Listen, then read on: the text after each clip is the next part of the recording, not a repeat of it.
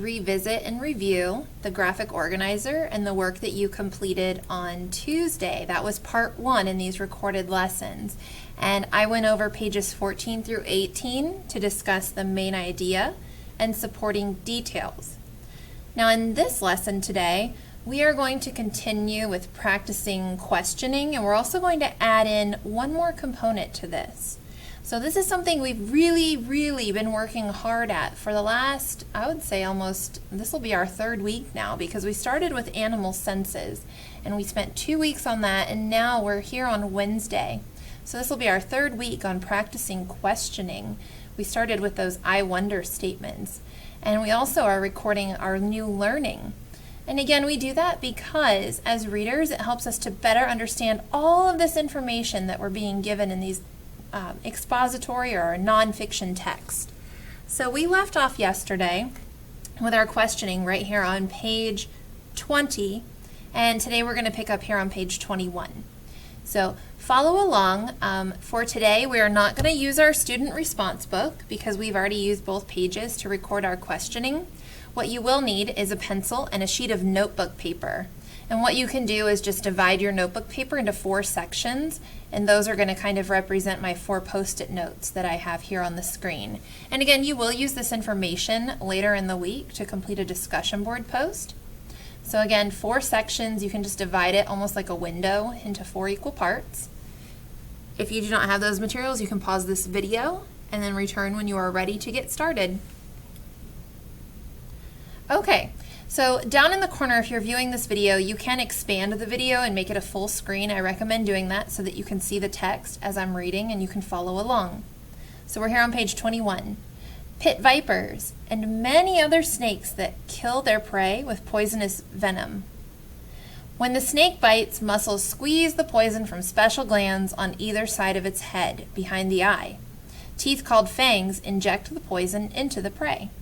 The fangs of vipers are in the front of their mouths and fold against the roof when not in use. So we can see that here in this illustration. When a viper opens its mouth to bite, the fangs swing out and pierce the prey, injecting the deadly poison. Some other poisonous snakes, such as coral snakes, have fixed fangs that lie at the back of their mouth. The blunt-headed vine snake uses its strong body to sneak up on lizards. A lizard naps on the tips of ferns so that an approaching snake will shake the plant and wake the lizard. But these tree snakes have a secret weapon. They can hold their slender bodies straight out into the air. A hungry, blunt-headed vine snake can climb a neighboring plant, stretch its body over, and grab the sleeping lizard. All right, let's stop right there. So boys and girls, I'm going to give you 3 options. You can either jot down a question, I still want to know, or if you can't think of a question, you can record your new learning. There's one more thing that we can also practice. We can jot down things that we've read that really surprised us. So something I read that surprised me was. Go ahead, I'm just going to give you a moment, and I want you to jot down your thinking. You don't have to do all 3, just choose one.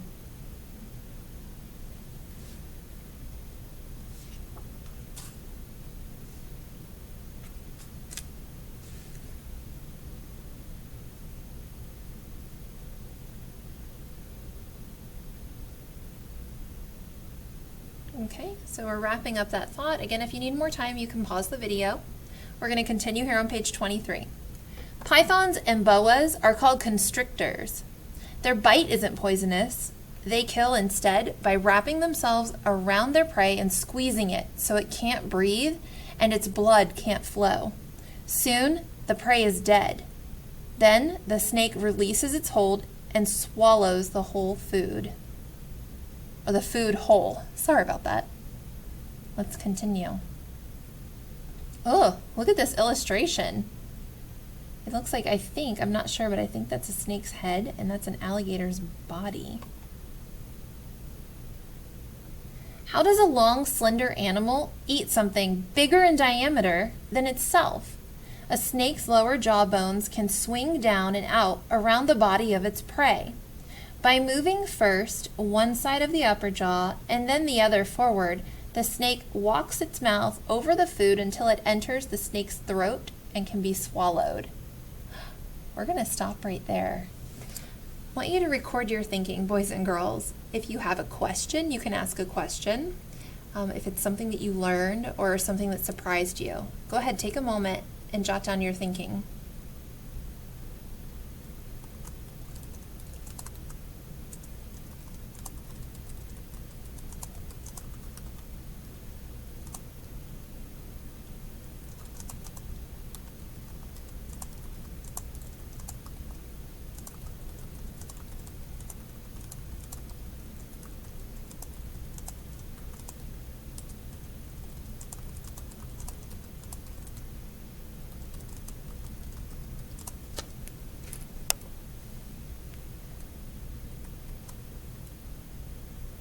So just take a moment to finish up your thought. So for me, this was new learning. I knew that some snakes could eat larger animals, but I didn't realize that they could eat an entire alligator like that. So I recorded my new thinking right here on this Post-it note. Something that surprised me was that a snake can fit an animal, such as an alligator, in its mouth and eat the entire animal. And I even put these exclamation marks there that kind of remind me that this was like new learning, not a question, not just something I learned, but something that surprised me. Again, if you need to pause the video, you can, but let's continue reading. Eat seldom, eat big is the motto of most snakes. Warm-blooded animals like birds and mammals use some of the calories they get from food to keep their bodies at a constant warm temperature. Cold-blooded animals, such as snakes, don't do this. Their body temperature varies with the surrounding air temperature. Cold-blooded animals need only about 1/10 as much food as mammals of the same weight. A snake might only need to feed 3 or 4 times a year until it finds large prey. After a big meal, a snake may lie in the sun to warm its body and digest a meal faster. Wow, that said that it only has to eat 3 or 4 times a year. Let's continue. In cold climates, some snakes, like garter snakes, spend the winter together in dens. When it warms up in the spring, the snakes mate before separating. In other species, male snakes find the path used by a female and follow her trail.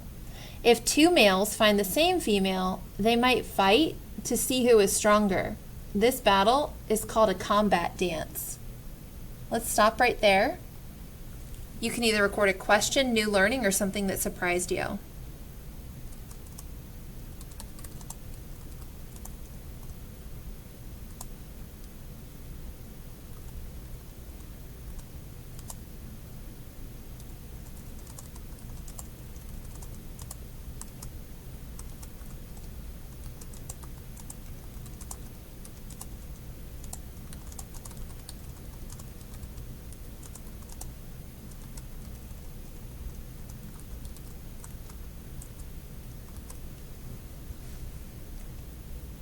So you can see that Mrs. Body decided to record some new learning here. Something that I did not know was that snakes fight each other to win over a mate, and that it actually has a special name, and it's referred to as the combat dance.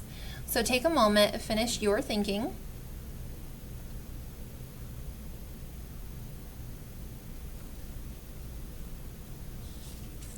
You do not have to have the same thing that I have.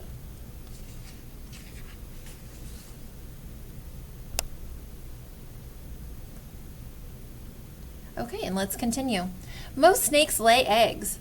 The shell of a snake's egg is tough and leathery, not hard like a bird's egg. The female snake lays her eggs in the ground or in the nest of another animal. The mud snake looks for an alligator's nest and lays her eggs there. That's kind of surprising. When the female alligator protects her own eggs from predators, she ends up protecting the mud snake's eggs too. That's pretty clever. Some mother snakes take care of the eggs they lay. The female king cobra uses her body to pile plant material into a nest in a bamboo thicket. Then she lays 20 or more eggs in the nest and stays with them until they hatch.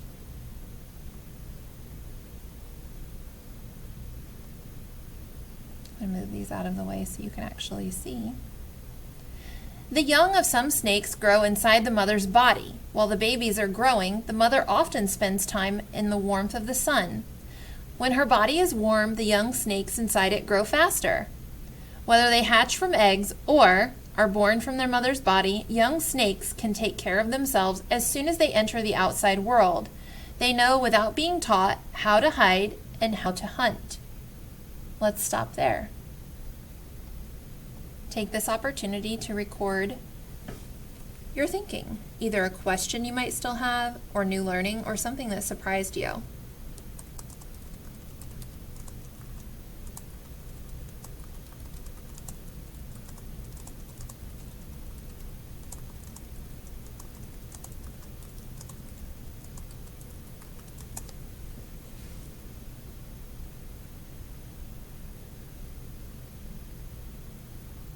You may have recorded the same new learning that I did, but you also may have recorded a question or something that really surprised you as we were reading. As before, if you're not finished, you can pause the video. We're going to continue on. So we're on page 30. When snakes are brought to new places where they don't belong, they can cause trouble. The brown tree snake normally lives in New Guinea and northern Australia, but in the 1940s it hitchhiked on board ships to the island of Guam.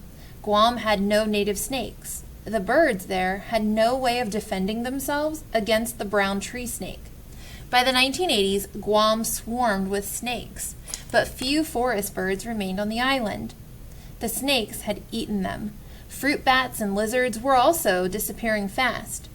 People are trying to get rid of snakes, but it isn't easy. Ooh, that sounds like some cause and effect going on. What was the effect? Now Guam is being taken over by these snakes.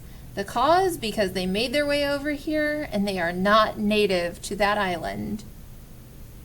Let's continue on page 31. Many kinds of snakes that were once common are now rare. When forests are cut down, the snakes that live in them lose their homes. New highways, shopping malls, and private houses also destroy the homes of snakes.